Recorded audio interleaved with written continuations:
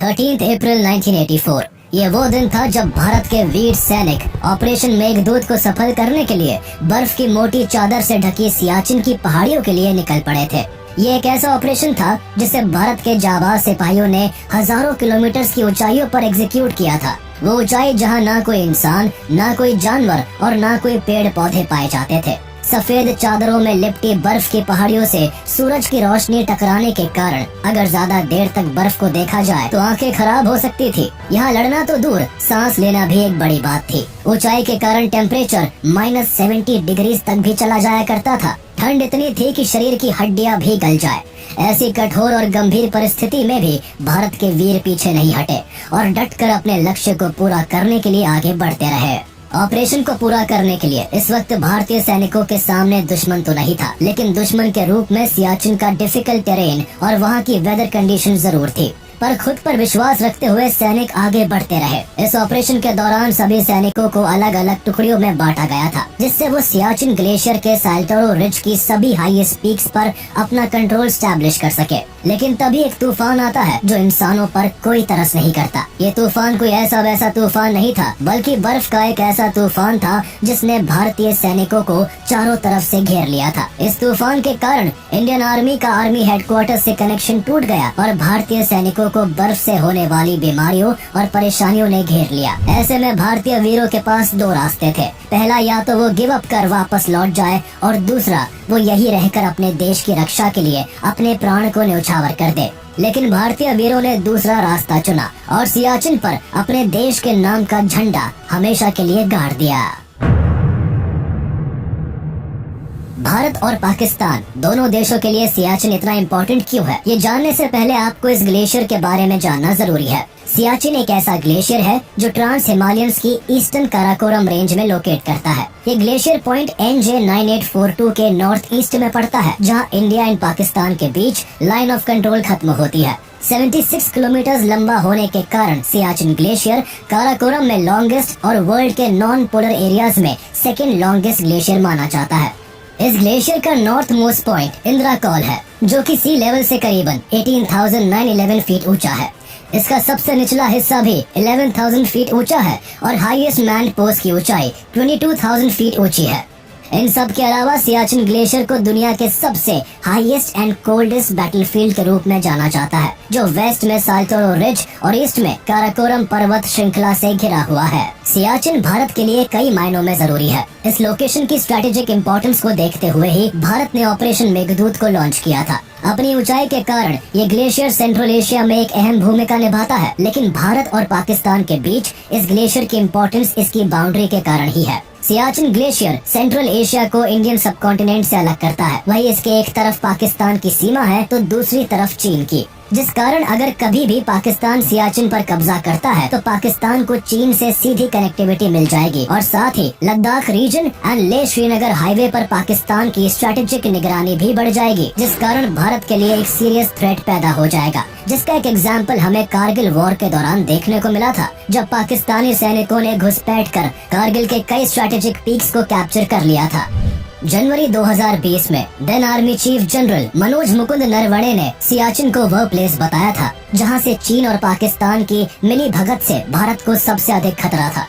Eastern Ladakh में चीन के साथ 2020 के क्लैशेस और लाइन ऑफ एक्चुअल कंट्रोल पर जारी तनाव ने सियाचिन के इम्पोर्टेंस को और अधिक जटिल बना दिया है। सियाचिन ग्लेशियर पाकिस्तान और चाइना के बीच भारत के लिए एक स्ट्रॉन्ग बैरियर के रूप में खड़ा है, जिस कारण दोनों ही देश भारत के साथ वॉर के दौरान बैकलैश फील कर सकते हैं। साल्टोरो रिज पाकिस्तान और चाइना के बीच एक डिवीजन के रूप में काम करता है और पाकिस्तान ऑक्यूपाइड कश्मीर को चीन के साथ सीधे जुड़ने से रोकता है। इसी कारण साल्टोरो रिज की ज्योग्राफिक इम्पोर्टेंस को देखते हुए भारत ने 1984 में उनकी सभी ऊंची चोटियों पर अपना कब्जा कर लिया था। सियाचिन ग्लेशियर और साल्टोरो रिज की पहाड़ियों पर कब्जा करने के कारण भारत आसानी से पाकिस्तान और चाइना के एरिया पर 24 घंटे नजर रख सकता है। यानी फ्यूचर में अगर कभी भी इन दोनों देशों में से कोई भी देश भारत की ओर मार्च करता है तो भारत पहले से ही अलर्ट हो जाएगा। इसके अलावा सियाचिन ग्लेशियर को इंडियन सबकॉन्टिनेंट का single largest source of fresh water भी माना जाता है। यहीं से नुब्रा रिवर निकलती है और आगे चलकर इंडस रिवर में मिल जाती है। इंडस रिवर पाकिस्तान के पंजाब प्लेन्स के लिए एक इम्पोर्टेंट वाटर सोर्स है जो वहाँ के एरियाज को इरिगेट करने के लिए काफी जरूरी है। भारत और पाकिस्तान के बीच इस रिवर को लेकर एक ट्रीटी भी है जिसे इंडस वाटर्स ट्रीटी के नाम से जाना जाता है। अगर भारत और पाकिस्तान के बीच निकलने वाली इस रिवर के सोर्स पर भारत का कब्जा होगा तो आने वाले समय में किसी भी वॉर की सिचुएशन में भारत अपनी शर्तों को पाकिस्तान के सामने रख सकता है। देखा जाए तो आजादी के कई सालों बाद तक भी सियाचिन पर किसी भी देश का कब्जा नहीं था। इस एरिया की harsh and extreme weather conditions को देखते हुए कभी किसी देश को लगा भी नहीं कि सी लेवल से हजारों किलोमीटर की ऊंचाई पर सैनिक भेजने की जरूरत है। लेकिन उम्मीद से परे पाकिस्तान ने कुछ ऐसे कदम उठाए जिसे देखते हुए भारत ने ऑपरेशन मेघदूत को लॉन्च किया था।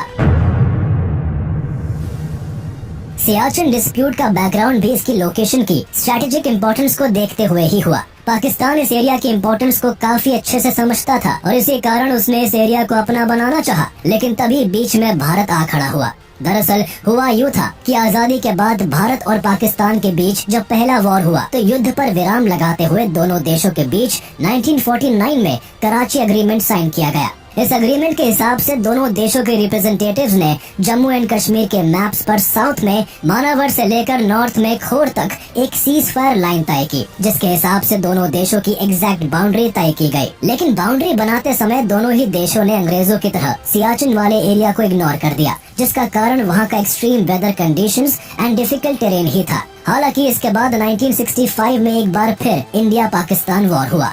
इस बार भी एक एग्रीमेंट साइन हुआ जिसे ताशकंद एग्रीमेंट के नाम से जाना जाता है। इस एग्रीमेंट को prime minister Lal Bahadur Shastri and Pakistan president Ayub Khan ने साइन किया था, जिसके हिसाब से सीज फायर लाइन को लाइन ऑफ कंट्रोल का नाम मिला और सियाचिन वाले एरिया को नो मैंस लैंड का नाम मिला।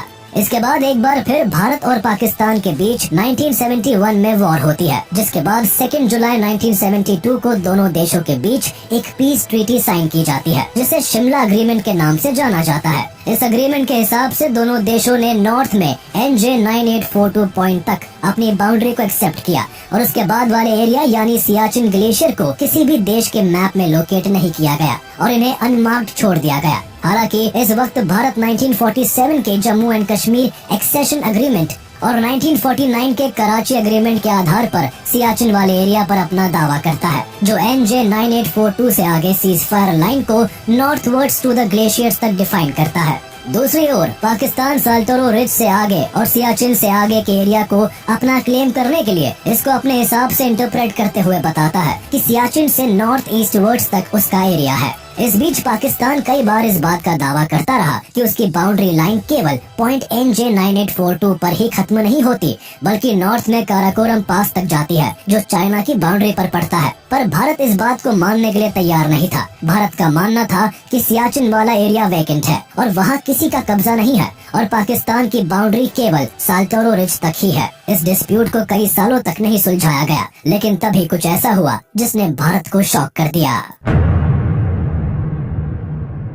दरअसल पाकिस्तान हमेशा से सियाचिन वाले एरिया को अपना बनाना चाहता था और इसके लिए पाकिस्तान ने अपने दावों में विश्वसनीयता जोड़ने के लिए सियाचिन के अनक्लेम्ड रीजन को अपनी टेरिटरी का हिस्सा बनाने का एक सुनहरा मौका देखा, जिसके तहत 1970 और 1980 के दशक में पाकिस्तान ने अपनी ओर से माउंटेनियर्स के लिए माउंटेनियरिंग एक्सपेडिशंस को शुरू कर दिया और अपनी साइड से सियाचिन रीजन के कई पीक्स को क्लाइंब करने की परमिशन देने लगा। पाकिस्तान के इस एक्शन को देखकर भारत अलर्ट हो गया, क्योंकि अगर अनऑथराइज्ड एरिया में पाकिस्तान माउंटेनियर्स को क्लाइंब करने की परमिशन देता रहा तो ऑटोमेटिकली वो एरिया पाकिस्तान के पोजेशन में आने लगता। भारत ने पाकिस्तान की इस हरकत का जवाब देते हुए 1978 में एक स्ट्रॉन्ग मिलिट्री माउंटेनियरिंग एक्सपेडिशन को प्लान किया, जिसके तहत भारत ने सियाचिन ग्लेशियर के ईस्ट और वेस्ट साइड में सीरीज ऑफ पीक्स को क्लाइंब करवाना शुरू कर दिया। इस माउंटेनियरिंग एक्सपेडिशन को संभालने की जिम्मेदारी कर्नल नरेंद्र बुल कुमार को दी गई, जो इंडियन आर्मी के एक वेल नोन माउंटेनियर थे। इस एक्सपेडिशन के दौरान साल्टोरो कांगरी, इंदिरा कॉल और अप्सरासिस कांगरी जैसी तमाम पीक्स को क्लाइंब किया गया था। साथ ही अब इंडियन आर्मी सियाचिन के एरियाज में अपने माउंटेनियर्स को लॉन्ग रेंज पेट्रोल्स करने के लिए भी भेजने लगी। लेकिन तभी कर्नल नरेंद्र ने एक मैप में कुछ ऐसा नोटिस किया जिसके बाद केवल एक्सपेडिशन और पेट्रोलिंग से ही काम नहीं चलने वाला था और अब भारत को कठोर कदम उठाने का समय आ गया था। दरअसल 1977 में कुछ जर्मन माउंटेनियर्स भारत से साल्टोरो रेंज को क्लाइंब करने के लिए परमिशन लेने के लिए आए थे। साल्तोरो रेंज को क्लाइंब करने का रास्ता पाकिस्तान की ओर से आसान था, लेकिन भारत की ओर से काफी कठिन। हालांकि फिर भी अपने क्लाइंब को एक नया चैलेंज देने के लिए इन माउंटेनियर्स ने भारत की ओर से चढ़ने का रास्ता चुना था। पर परमिशन देने के लिए जब इन माउंटेनियर्स की कर्नल नरेंद्र से मुलाकात हुई तो कर्नल नरेंद्र ने जर्मन्स के पास मौजूद मैप में बहुत बड़ी गलती देखी। जर्मन्स के पास जो मैप था उसमें सियाचिन ग्लेशियर को पाकिस्तान का पार्ट बताया गया था। ये देखकर कर्नल नरेंद्र चौकन्ने हो गए और उन्होंने बात की गंभीरता को समझते हुए मैप को जर्मन से खरीद लिया। इसके बाद कर्नल नरेंद्र ने देर न करते हुए फौरन लेफ्टिनेंट जनरल एमएल छिब्बर को पाकिस्तान के इस नापाक कदम के बारे में आगाह किया। लेफ्टिनेंट जनरल एमएल छिब्बर और कुछ बड़े अधिकारियों ने सभी पुराने मैप्स को स्टडी किया, जिसके बाद भारत को समझ आ गया कि मैप पर लाइंस गलत ड्रॉ की गई है और पिछले 15 सालों से सियाचिन को पाकिस्तान का पार्ट दिखाया जा रहा है। ये जानने के बाद मिलिट्री हेडक्वार्टर्स में हड़कंप मच गया था। सभी सोच में पड़े थे कि पाकिस्तान का अगला कदम क्या होने वाला है। तभी इंटेलिजेंस एजेंसीज ने आर्मी को पाकिस्तान के ऑपरेशन अबाबील के बारे में बताया। यह ऑपरेशन सियाचिन के एरिया पर कब्जा करने के लिए लॉन्च किया जाना था। इस ऑपरेशन को ध्यान में रखते हुए इंडियन आर्मी भी सियाचिन पर अपना कंट्रोल स्टैब्लिश करने के लिए प्लान बनाने लगी। इस प्लान को ध्यान में रखते हुए कर्नल नरेंद्र ने आर्मी हेडक्वार्टर्स को एक सुझाव दिया। उन्होंने सियाचिन रीजन में भारत की एक परमानेंट पोस्ट बनाने की बात कही। सभी को कर्नल नरेंद्र का ये आइडिया काफी पसंद आया और इसी कारण कर्नल नरेंद्र को सेवियर ऑफ सियाचिन के नाम से सम्मानित किया गया। अब भारत सियाचिन वाले रीजन को अपने कंट्रोल में लाने के लिए प्लानिंग करने लगा। सबसे पहले सियाचिन को कैप्चर करने का आइडिया आर्मी हेडक्वार्टर्स में डिस्कस किया गया। बेशक सियाचिन को कैप्चर करना आसान नहीं था, लेकिन भारत किसी भी हाल में सियाचिन रीजन को पाकिस्तान के हाथों में नहीं सौंप सकता था, जिस कारण then chief of army staff Arun Vaidya, cabinet committee on security और इंदिरा गांधी ने सियाचिन में एक ऑपरेशन को कंडक्ट करने की परमिशन दे दी। इस ऑपरेशन के तहत इंडियन आर्मी साल्तोरो रिज की सभी जरूरी और ऊंची पीक्स को कैप्चर करने वाली थी। प्लान की प्रिपरेशन शुरू करने से पहले भारत ने इस ऑपरेशन को ऑपरेशन मेघदूत का नाम दिया। इंडियन आर्मी ने डिसाइड किया कि वो ग्लेशियर एरियाज में कुछ ट्रूप्स को डिप्लॉय करेंगे जो नॉर्दर्न लद्दाख रीजन और पैरामिलिट्री फोर्सेस से सिलेक्ट किए जाने थे। इन ट्रूप्स में अधिकतर ट्रूप्स को 1982 के एंटार्क्टिका ट्रेनिंग एक्सपेडिशन में से चूज किया गया था, क्योंकि इन ट्रूप्स को पहले से सियाचिन ग्लेशियर जैसी ठंड और टेरेन को झेलने की ट्रेनिंग मिली हुई थी। हालांकि इसी दौरान 1983 में पाकिस्तानी जनरल्स ने भी अपने ट्रूप्स को सियाचिन ग्लेशियर के एरियाज में डिप्लॉय करना शुरू कर दिया था, जिससे वो इस एरिया को कैप्चर कर सके। पाकिस्तान को डर था कि भारत अपने पहले भेजे गए एक्सपेडिशंस का इस्तेमाल करके सियाचिन ग्लेशियर के की रिजेस एंड माउंटेन पासेस को आसानी से कैप्चर कर लेगा, और इसलिए पाकिस्तान ने भारत से पहले ही अपने ट्रूप्स को ग्लेशियर पर भेजने का प्लान बनाना शुरू कर दिया। हालांकि प्लान को सक्सेसफुल बनाने के लिए पहले पाकिस्तानी ट्रूप्स को सियाचिन ग्लेशियर में इस्तेमाल होने वाले कपड़े और जूतों की जरूरत थी, जिस कारण उन्होंने लंदन के सेम उसी सप्लायर के पास अपना ऑर्डर प्लेस कर दिया जो भारत को आर्कटिक वेदर गियर सप्लाई किया करता था। सेम सप्लायर को ऑर्डर देने के कारण ही पाकिस्तान सियाचिन को कैप्चर करने में नाकाम हुआ, क्योंकि जब भारत की ओर से लंदन के सप्लायर को सेम ऑर्डर दिया गया तो उन्होंने ये कहते हुए भारत का ऑर्डर लेने से मना कर दिया कि उनके पास पाकिस्तान की ओर से पहले से ही एक बड़ा ऑर्डर है, जिस कारण वो अभी भारत को सप्लाई नहीं कर सकते। इंडियन आर्मी ये सुनकर चौकन्ना हो गई और उन्होंने अपने ऑपरेशन को और तेज कर दिया। इस ऑपरेशन को लेकर कई पाकिस्तानी ऑफिसर्स ने हमेशा अपने बयान में कहा भी है कि वो केवल कुछ दिनों से सियाचिन की चढ़ाई करने में भारत से पीछे रह गए थे। अब इंडियन आर्मी ने देर न करते हुए 13 अप्रैल 1984 को ऑपरेशन मेघदूत को लॉन्च करने का प्लान बनाया। इस ऑपरेशन को लेफ्टिनेंट जनरल पीएन हून की लीडरशिप में किया जाना था।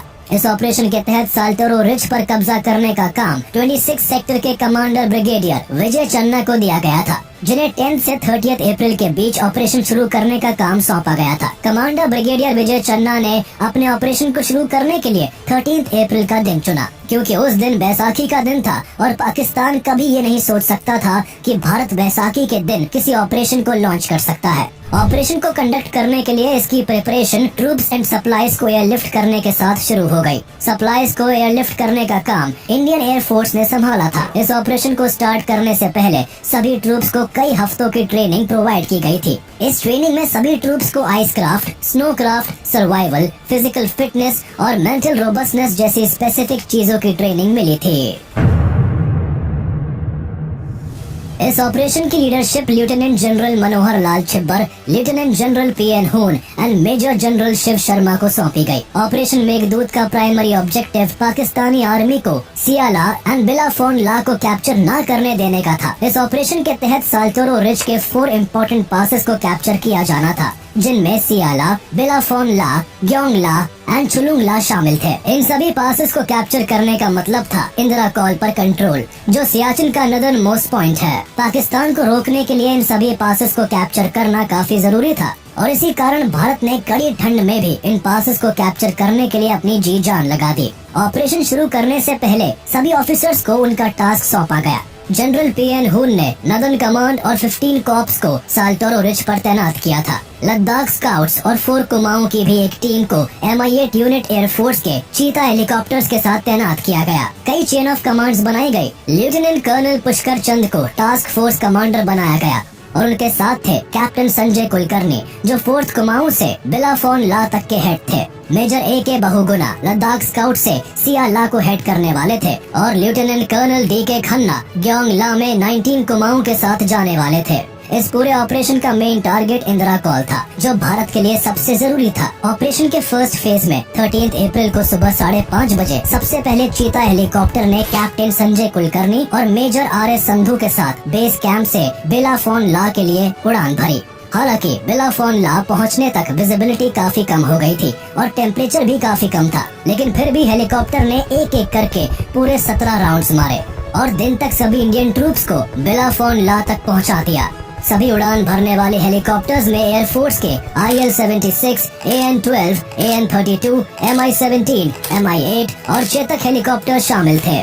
बिलाफोन ला पर सभी 27 ट्रूप्स के उतरने के केवल 3 घंटे के अंदर ही भारत के एक सैनिक को हाई ऑल्टीट्यूड पल्मोनरी एडीमा से जूझना पड़ा। हाई ऑल्टीट्यूड पल्मोनरी एडीमा का शिकार हुआ ये सैनिक रेडियो ऑपरेटर था। हालांकि बिलाफोन ला पर पहुंचने के बाद ही कैप्टन कुलकर्णी की टीम और बाहरी दुनिया में कोई संपर्क नहीं हो सका, जिसका मेन कारण एक भयानक बर्फीला तूफान था। पूरे 3 दिनों तक तूफान का सामना करने के बाद 16 अप्रैल को भारतीय सैनिकों को कुछ मेडिसिन और बाकी की सहायता भेजी जा सकी। हालांकि तब तक एक सैनिक की हाइपोक्सिया के कारण मौत हो चुकी थी और बाकी के बचे सैनिकों की भी ठंड के कारण हालत खराब थी। सभी सैनिकों को फ्रॉस्ट बाइट की परेशानी देखी गई थी, लेकिन फिर भी बर्फ और तूफान का सामना करते हुए 15 अप्रैल तक सभी सैनिकों ने बिलाफोन ला पर कुछ कैंप्स बना लिए थे। इसके बाद 17 अप्रैल को 5 चीता और 2 MI-8 हेलीकॉप्टर्स ने सिया ला के लिए पूरी 32 उड़ानें भरी, जिसके बाद फाइनली बिलाफोन ला और सिया ला की चोटियों पर भारत का तिरंगा लहराने लगा। 17 अप्रैल तक लगभग 300 इंडियन ट्रूप्स ने सियाचिन ग्लेशियर के क्रिटिकल पीक्स एंड पासेस को कैप्चर कर लिया था। वहीं लेफ्टिनेंट कर्नल DK खन्ना ने 19 कुमाऊं के साथ ग्योंग ला की ओर अपनी चढ़ाई शुरू कर दी थी।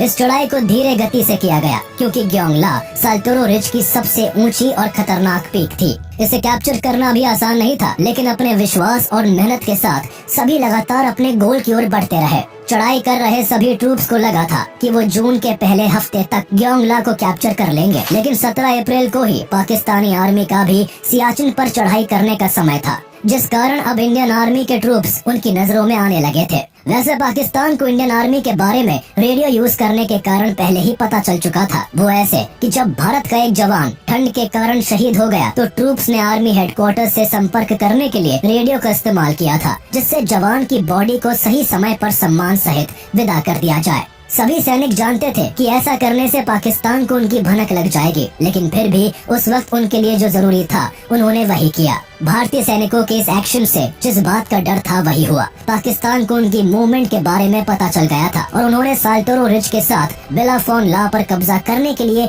एक फोर्स को तैयार किया। इस फोर्स का नाम बुर्जिल फोर्स था, जो ऑपरेशन अबाबील के तहत तैयार की गई थी। पाकिस्तान ने हमला करने के लिए 23 जून का दिन चुना और सुबह के करीब 5:30 बजे के आसपास पाकिस्तान की ओर से भारतीय सेना पर हमला हुआ। इस हमले की शुरुआत बिलाफोन ला से हुई, जहां कैप्टन कुलकर्णी अपनी फोर्स के साथ अपने पैर जमा चुके थे। बिलाफोन ला में अब तक भारत के कई कैंप्स थे जिनकी मदद से भारत ने यहाँ अपनी तेज नजर बनाई हुई थी। निगरानी के लिए पास ही की एक चोटी पर घंटों के हिसाब से एक एक सैनिक को तैनात किया जाता था जो आसपास के एरिया पर नजर रखता था। जिस दिन पाकिस्तान भारत पर अटैक करता है उस दिन निगरानी की ड्यूटी पर लैंस नायक चंचल सिंह थे। ड्यूटी के दौरान चंचल सिंह अचानक से बिलाफोन ला के नीचे पाकिस्तानी सोल्जर्स की हलचल को देखते हैं। ये देखते ही वो फौरन संजय कुलकर्णी को दुश्मन के अटैक की खबर देते हैं। खबर मिलते ही सभी भारतीय सैनिक अपनी अपनी पोजीशंस लेकर दुश्मन का सामना करने के लिए तैयार हो गए। लेकिन पाकिस्तान की फायरिंग काफी तेज और खतरनाक थी। इस फायरिंग के दौरान ही एक पाकिस्तानी सोल्जर लांस नायक चंचल सिंह पर गोली चला देता है। गोली लगने के कारण चंचल सिंह की ऑन द स्पॉट मौत हो गई और वो शहीद हो गए। अपने सैनिक को मरता देख भारतीयों का खून खौल गया और उन्होंने पाकिस्तान को धूल चटाने की ठान ली। हमले में सबसे पहले एक भारतीय जवान ने उस पाकिस्तानी के सिर में गोली मारी जिसने लैंस नायक चंचल सिंह को गोली मारी थी। कुछ समय के लिए सियाचिन जैसी हाइट पर भी गोलियां चलती रही, लेकिन भारत ने इस हमले में पाकिस्तान को बुरी तरह हरा दिया। इस हमले में पाकिस्तान के 26 सैनिक मारे गए और भारत का केवल 1। यहाँ हारने के बाद भी पाकिस्तानी रुके नहीं और एक बार फिर जून में ही भारतीय सैनिकों पर हमला बोला। पर इस हमले में भी पाकिस्तान को भारत की ओर से करारी हार का सामना करना पड़ा। अगस्त 1984 में 2 और हमले किए गए, पर इन हमलों को भी भारतीय सैनिकों ने रौंद दिया और पाकिस्तान के 30 सैनिक मारे गए। इन सभी के बीच 5700 मीटर की ऊंचाई पर ग्योंगला पर भी कैप्टन डी.के. खन्ना और उनकी टीम ने जीत हासिल कर ली थी। भारत के साल्टोरो रिज की चारों पीक्स यानी सियाला, बिलाफोन ला, ग्योंगला एंड चुलुंग ला पर जीत हासिल कर ली थी और अब सियाचिन भारत का था। सियाचिन पर अपना कंट्रोल स्टैब्लिश करना भारत के लिए आसान नहीं था। यहाँ भारत के लिए सबसे बड़ी डिफिकल्टी दुश्मन नहीं बल्कि ठंड थी। वो ठंड जो आपके और हमारे जैसे लोग तो कभी बर्दाश्त ही नहीं कर सकते। पर अपने साहस और परिश्रम से इंडियन आर्मी ने सियाचिन पर अपने देश का नाम उजागर कर दिया। इंडियन आर्मी ने जीत के कुछ समय बाद ही अपने सभी कैंप्स को परमानेंट पोस्ट में तब्दील कर दिया और लगातार यहाँ पर पहरा देने लगे।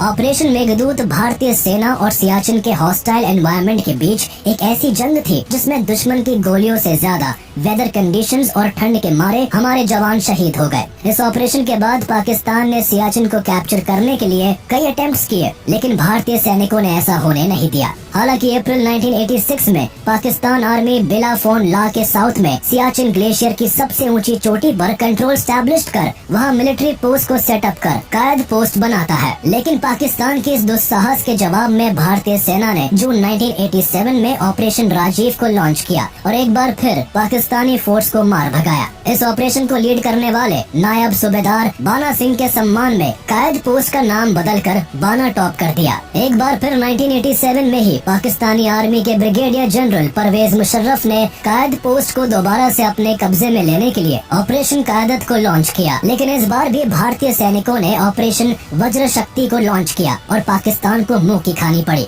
मार्च 1989 में इंडियन आर्मी ने चुमिक ग्लेशियर की ओर देखने वाली पाकिस्तानी पोस्ट को कैप्चर करने के लिए ऑपरेशन आइबेक्स को लॉन्च किया था। एक बार फिर 1992 में इंडियन आर्मी ने चुलुंग में बहादुर पोस्ट की रक्षा के लिए ऑपरेशन त्रिशूल शक्ति को लॉन्च किया। इस ऑपरेशन को लॉन्च करने का मकसद पाकिस्तानी असॉल्ट टीम का हमला था। बात यही नहीं रुकती, बल्कि एक बार फिर 1995 में बैटल ऑफ त्यागशी पोस्ट होती है, जिसमें पाकिस्तान इस बार साल्टोरो डिफेंस लाइन के सदर्न बॉर्डर्स में पड़ने वाली त्यागशी पोस्ट पर हमला करता है। लेकिन इस बार भी जीत भारत की ही होती है। इस पूरे ऑपरेशन के खत्म होने के बाद भी पाकिस्तान भारत को सियाचिन में हराने के लिए कई और कोशिशें करता है, लेकिन उसे एक बार भी सफलता नहीं मिलती है। हर बार भारत वीरों ने पाकिस्तानी आर्मी को मार भगाया। ऑपरेशन मेघदूत के जरिए भारत ने पाकिस्तान द्वारा कब्जा किए गए एरिया को वापस से जीत लिया था, जिसका रिजल्ट ये निकला कि आज के समय में भारत सियाचिन ग्लेशियर के करीबन 76 kilometre and 2500 square kilometre area को कंट्रोल करता है। हालांकि पाकिस्तान ने 1999 में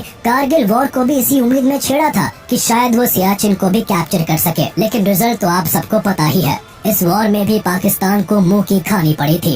सियाचिन पर कंट्रोल बनाए रखना आसान नहीं है, क्योंकि सियाचिन की रक्षा भारत के सैनिकों का बलिदान मांगती है। जब से भारत ने यहाँ का कंट्रोल संभाला है, तब से आज तक करीबन 1000 भारतीय जवानों ने सियाचिन की रक्षा में अपने प्राण गंवाए हैं। यहाँ सैनिकों को कई परेशानियों का सामना करना पड़ता है, जिसमें high winds, altitude sickness, frost bite and temperature शामिल है। लेकिन अपने देश की सुरक्षा के लिए हमारे जवान हर चुनौती को झेलने के लिए तैयार है। हम आशा करते हैं कि आपको हमारा ये वीडियो पसंद आया होगा। आगे हम और भी ऐसे ही इन्फॉर्मेटिव वीडियोस आपके लिए लाते रहेंगे। तब तक के लिए हमारा वीडियो लाइक कर दे और ऐसे ही इंटरेस्टिंग वीडियोस के लिए हमारे चैनल को सब्सक्राइब कर ले।